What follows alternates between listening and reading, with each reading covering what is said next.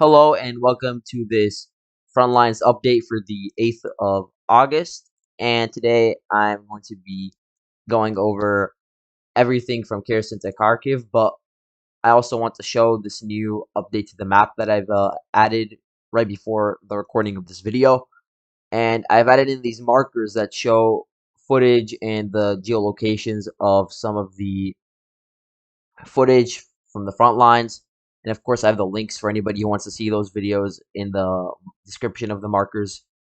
So this will just help me better source my content because some people have been asking for sources on a lot of stuff, which is understandable. So I want to sort of have that provided to everybody.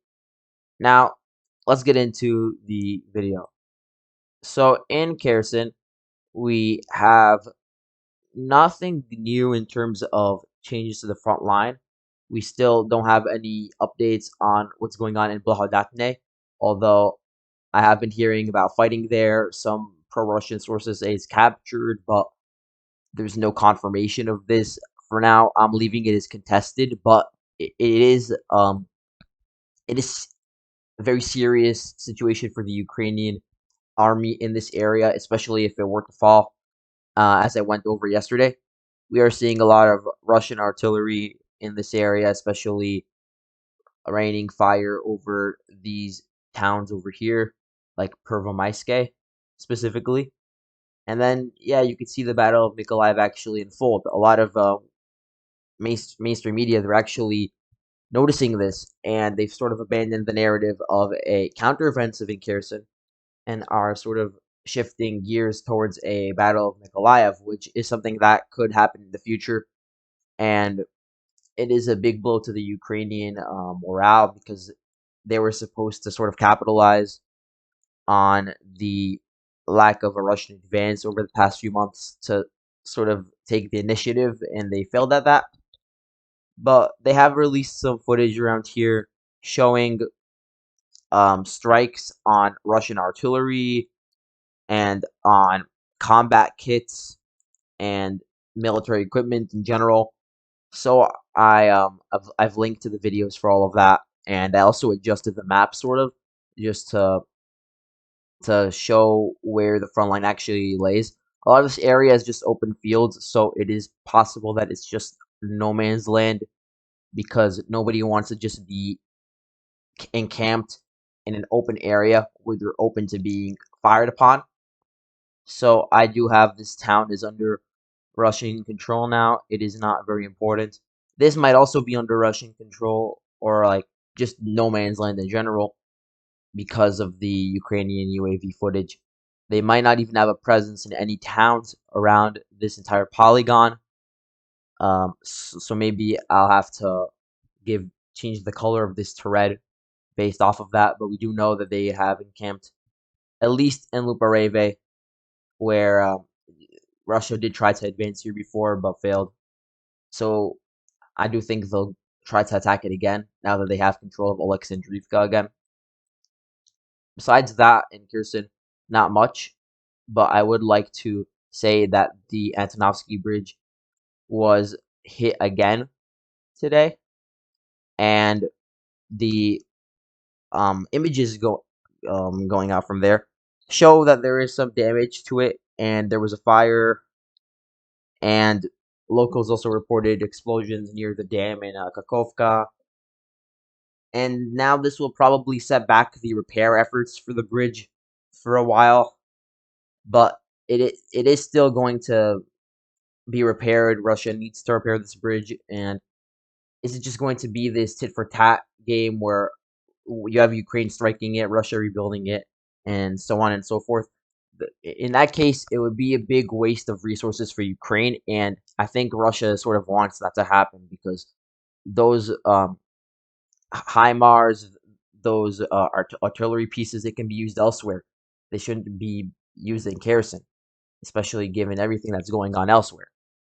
Now in Zaporizhia, there's reports of shelling in the power plant again. So this time, one employee was actually wounded, and the radiation monitors were actually damaged, according to the Ukrainian company that's operates in this power plant. And it said that the target was the spent nuclear fuel storage facility. So again, Russia Ukraine trading blame for this. Ukraine also released videos of Russian military convoys going through the power plant and being stationed in there. I saw some trucks, but I didn't really see any equipment just besides the soldiers themselves and their trucks. I'm not sure if there was any ammunition because we didn't really see any of that. But either way, why would Russia be striking their own military positions in the plant? If the goal was to shut off energy for the Ukrainians living in northern Zaporizhia, they can just do that. They don't have to shell the power plant. Um, it makes no sense to through any rational means. So I do believe that it was Ukraine shelling this again from either Nikopol or Maharnets, which have been two towns that Russia has targeted recently in response to the Zaporizhia shelling. So yeah, that's really it for Zaporizhia. There was some reports of Russian offensive operations around Velika, Novosilka, and Vuhledar, but nothing has really come out of that. It's just fighting around the steppes area in these open fields, and nothing much. I don't have to really change anything. I feel like it's just a way to divert Ukrainian resources for now, um, while there's all this fighting going on in Donetsk, which I'm going to get into now. So in Marinka, we have footage of AFU shelling Marinka, but it's really on the western part of the town, so we do at least know that they're there, but we don't really have much content from this area, which I have marked as under the Russian control. And I still stand by that, but I would be interested in seeing some footage of that. I haven't been able to find any. Once I do, I'll include it, obviously. Now, another thing is that there was an assault reported on Nevelske, which I was anticipating for a while, because it is really isolated from all the other towns in the area, and it's so small that defending it is difficult, and taking it over is pretty easy. It could be quickly surrounded, and Ukraine, if they don't have the proper artillery, they can be pushed back from here. So as of now, I'm not sure if it's contested yet, but we still know that Ukraine has a presence here. Given that it's so small, that might not last for long.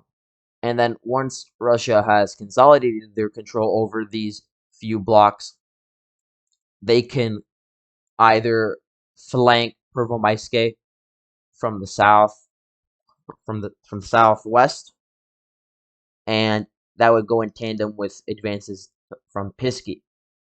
So that's something they can do. They can also look south and then flank this Krasnohorivka from the north, and it would be a part of a broader operation to take over Marinka, because then it could be flanked too if you could get control over these lake chains. In Pisky, I did make some changes based on the fact that Ukraine is still present there, so my bad for having the Russian sphere of control around here. So I pushed it back a little bit. We know that the Russians, they are at least in the monastery area, like they took control of the monastery, but they are approaching this seed station over here, and it's still under the Ukrainian control, but you will see some fighting for it now. Ukraine is still in the northwestern residential blocks, these houses over here, so Russia will have to dislodge them from here. Urban warfare, it's not the forte of the Russian or even the DPR forces, so it's understandable why it's taking them so long to get rid of the Ukraine. forces. All right, so let's move on to the situation around Avdiivka, and I have nothing to really report about in terms of changes to the front lines, just that there's fighting on the southern outskirts. So potentially you could show the front line looking like more like this, something like that. But again, no frontal assaults towards the city itself. I think again that the fighting will really not enter Avdiivka itself. It's going to be first a battle in Krasnohorivka, and that's sort of backed up by the fact that last night there were a lot of strikes, artillery and airstrikes around the Krasnohorivka town in preparation for assaulting this heavily entrenched position of the AFU and then to sort of reach the road and the coke plant. That's it for the Donetsk area, but there's a lot that is going on around Bakhmut that needs to be talked about. So in Kodema, there's a bit of ambiguity, and I'm going to try to clear that up now. So based on what's being reported, the Ukrainians, they've withdrawn from Kodema, but Russians haven't really entered it just yet. And the reason for this is that Ukraine, they've entrenched themselves in these heights around the western part of Kodema, and it would not be a very smart idea to enter the positions in Kodema themselves, which are the town itself is probably flattened by now just due to all the fighting. So you'd be entering this very flat surface, and you could be attacked from the high ground that Ukraine possesses at the moment. So nobody's really in control of Kodema, which is why I'm just keeping it as contested for now. But you did see a Ukrainian withdrawal recently, and it's possible that the heights will be taken via Dhaka and Zaitseve, and like a two-pronged attack just to isolate the final vestige of Ukrainian resistance in this not pocket but this cauldron. Besides that, there's not much that's going on. The Russians are now very close to this town, Nikolaevka Druha. So I am interested to see if they try to advance along this road and then reach this other road towards Bakhmut itself, which is something I've been talking about for a while. So keep an eye out for that. In Bakhmut itself, there's a lot of talk about Russia reaching the southern outskirts of the town, which they can't really reach these outskirts without passing Vesela Dolina or Zaitseve. So the only way that would be possible is if they bypass those two towns, because neither of them are fully under the Russian control, and they had to take these sandy areas or these fields, not sandy areas, these fields, and they would have to go from the northeast towards Ivangrad Opitny, but there's no actual Russian boots on the ground in Bakhmut yet. For the past few days, it's just been fighting in these open fields, which are heavily entrenched with German anti-tank mines and um all of these defensive deployments. So the front line has probably changed. It is probably inched closer towards Bakhmut, but I don't have a specific line that I can draw because the geolocations are very sparse around here. We haven't seen much footage to back this up. Although it's safe to say that Russia did at least advance a little along here, and they're just really solidifying their ground in preparation for the assault on Bakhmut, which I've heard they want to do from three different places. Probably that means from one from the northeast, then from the eastern outskirts, and then again from the southeastern outskirts. That's probably the three different positions that they're probably going to attack from. But for now, none of that has actually come into fruition. We have seen two bridges blown up around here. and the Bakhmutovka River, and I really don't understand how you think Ukraine thinks that it will solve their problems. So I'm not actually sure if this will be used as a defensive um, position. If they're really hedging their bets on this river, they're probably not, because it can really easily be crossed. It's very shallow. It's narrow. No need for pontoon bridges even. Just cross with your legs. The water reaches about your knees, and it's only like 7 to 10 meters wide on average. So the bridges are probably just being blown up to slow down the Russian advance. They can't just situate all their troops along the river, because then Russia's just going to cross the river, and then Ukraine will be back to square one, where they're going to have to fight in this urban battle. So it is possible that they just stay around here in Bakhmut, and drag it out for as long as possible, like they did in Lysychansk and Severodonetsk. But then once the situation becomes so untenable that they really can't stay there without being encircled, they will just withdraw, and then the question is to where. I would say most likely option is that the withdrawal would sort of be situated towards Chasiv Yar in this road around here, and that's probably where they're going, based on the fact that there's this geolocation that I've linked to of AFU actually leaving Bakhmut, and I feel like this is probably just a rotation to sort of supplement the beleaguered forces that have been fighting in Bakhmut for a while. They might just come back once they recuperate, but this is probably how they would withdraw from Bakhmut itself. They would be leaving from this road, and then yeah, they'd reach Chasiv Yar from here. That's it for Bakhmut. No real changes. In Soledar, though, there's some interesting reporting. The 6th Cossack Regiment of the LPR is still fighting in the Knauf plant. No real changes around here, just fighting around the quarry area. Bakhmutske is being cleared up right now, and it might actually be fully in the Russian control. So I might have to update the map to display this. It's being reported that a lot of the towns around the Seversk front are being depleted of forces, and those troops are being redirected towards Solidar. So the coordination for this entire front line around here is being coordinated in Zvanivka.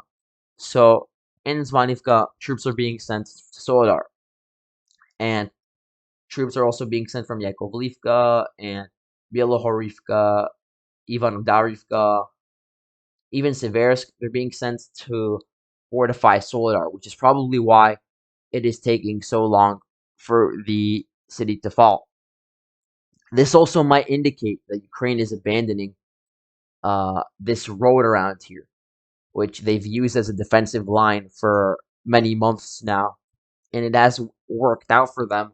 But due to the fact that Solidar, the fall of this town poses a huge risk to the defensive line, because then once Solidar falls and the salt mine and everything falls too, then there would be a massive hole in their line, and they would be compelled to withdraw towards the road over here, which is right to the west of Seversk. So they're just redirecting some forces. We'll see if Russia takes advantage of this to actually finally take over all of Bilohorivka and Yakovlivka.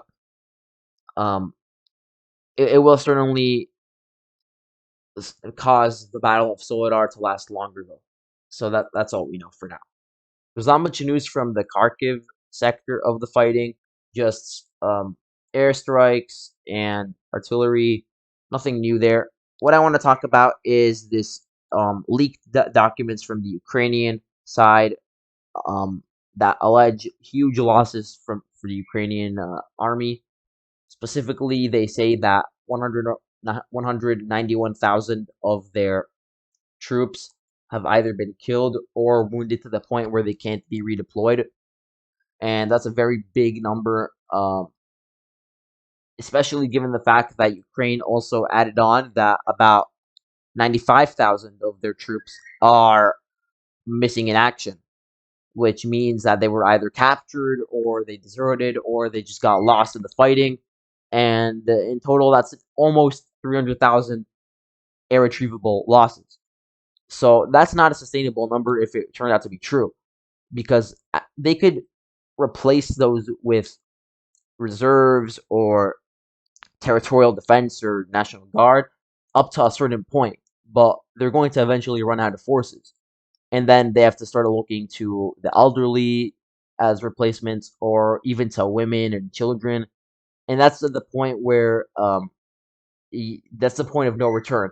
At that point, the Ukrainian army would be so battered, and their troops would be so ill-equipped, ill-trained, that it really would turn into a bloodbath for a lot of the civilian population if they were mobilized, and they would just turn into cannon fodder. It would be horrible. So I hope that doesn't happen, but if these documents do turn out to be true, it would be very damning for the Ukrainian army, and there might be a point in which the Ukrainian army just can't sustain itself anymore, and it would actually collapse, and then you'd see the front lines collapse as well along with it. So that's something to look out for. I'll link the documents in the description. Another thing that was actually added in these documents is that the medical facilities in Ukraine are overwhelmed, and the seriously wounded people who are fighting for their lives, they're actually being sent to Europe to be treated, because Ukraine, they just don't have the capability now to treat those people. So this is just horrible for the military and civilian population, given the fact that there are civilian casualties, and the longer this goes on, the more dire the situation will become. Besides that, I also read that they were complaining, the Ukrainians, about a lot of losses in terms of oil, fuel, nitrogen, which is really limiting their capacity to utilize the howitzers, like the M777s that they've been given. So, all in all, it is just a horrible predicament for the AFU, and I don't know if this is actually legitimate documents or if it's a forgery. I would like to have confirmation on that, because it is a very serious allegation what's being mentioned in these documents. So thank you all for watching, and I'll see you later.